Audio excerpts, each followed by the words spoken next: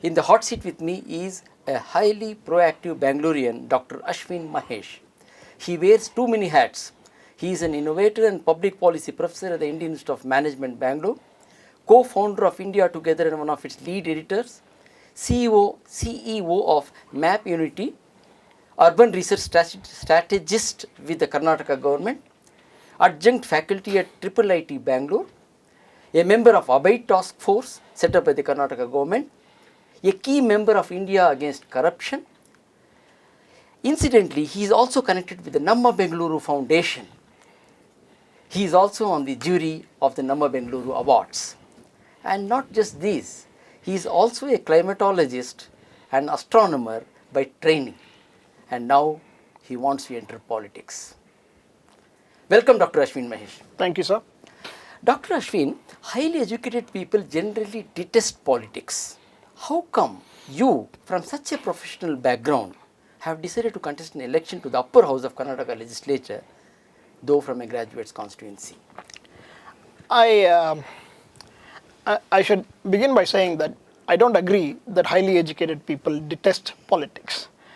I think highly educated people detest politics as it is played out in our system at this time. But there was a time when politics, even in this country, was considered a great thing. For example, we had politics pre-independence, and even in the initial years after independence, there was a general sense that political leaders provided the necessary leadership for what this country's destiny should have been. And so people like Nehru, people like Patel had tremendous amount, people like Azad had tremendous respect around the country. They were not thought of as the way politicians are thought of today. But somehow we have allowed this to happen. And what it tells us is that politics is possible both in a very nice way and in a very bad way. We saw this morning, or earlier this week I should say, the proceedings in the UP Assembly. And that's not politics at all. But that also has become the way we do politics in this country. And I think it's time to restore what it used to be. Dr. Ashwin, why and how did you select this particular election to contest? I think there are 2 or 3 reasons in my mind. First, I'm going to tell you why I think contesting the election itself is important, and then why this election.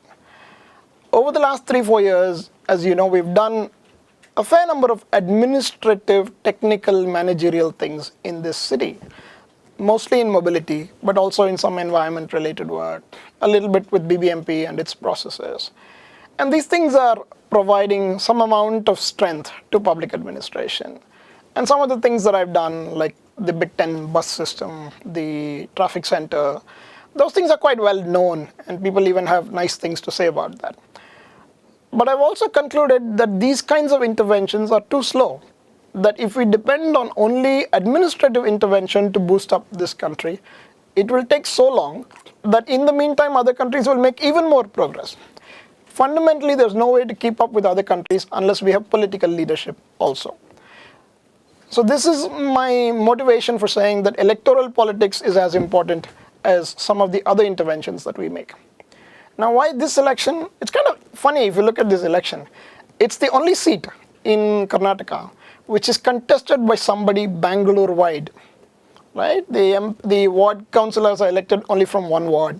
The MLAs are elected from 1 out of 28 seats. Even the MPs are elected from only 1 out of 3 or 4 seats in the city. It's the only seat that is actually city-wide. In fact, it's metropolitan region-wide. It includes Ramnagara, Channapatna, Chikbalapur. So in some way, it's actually a space from which you can claim to represent the city as a whole. That is one. And I feel that this is the focus that needs to come in urban governance. We've had too much focus on the micro details of municipal governance during the last 20 years since the 74th Amendment, and not enough attention to regional development. We don't have enough focus on who's going to create the jobs, who's going to create the housing, who's going to create these system-wide needs. And we instead say who's going to fix potholes, who's going to fix drains and things like that. Those things are important, but they're not going to add up. So we need to refocus ourselves on the larger regional picture. And this is a larger regional canvas from which to do that. So, Dr. Ashwin, that means every graduate in Bangalore can vote. That's right. There are 19 lakh people who are eligible to vote. Fine.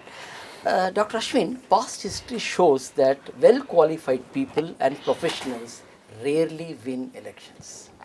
What do you have to say about it? Well, past history also shows that we used to be a colonized country. Past history shows all sorts of things that can change over time. And history is full of things that needed to change. Past history is full of silly things like, caste and sati and things like that. If the time for change has come, then the people will embrace that change. That I'm confident of. And I think that's another factor. Thanks to Anna and a whole lot of other things that have happened in the last year and a half, I think that one is to say the place is right. Bangalore is a cosmopolitan place. Bangalore is a place that is historically seen as leading the emergence of urbanization in this country.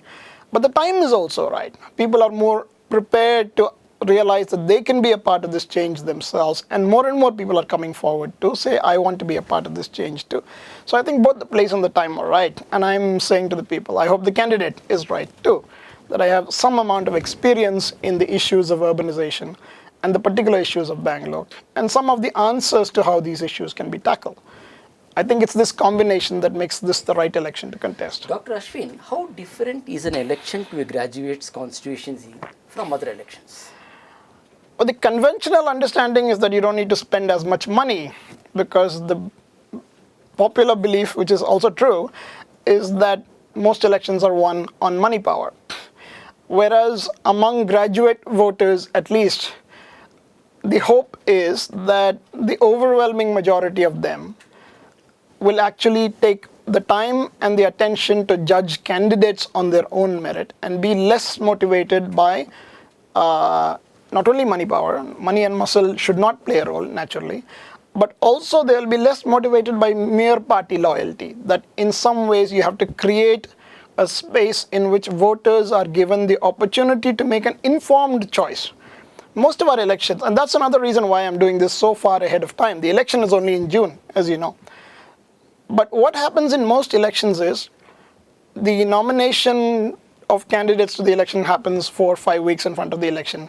Then there's scrutiny, finalization. It's only 3 weeks before the election that you actually get to discover who the guys are. Take your Bellary election that's going on now. Frankly, until about 5 days ago, nobody knew who the Congress candidate would be or whether there would be a JDS candidate. And the people didn't even know whether Sri Ramulu would contest as an independent or a BJP candidate.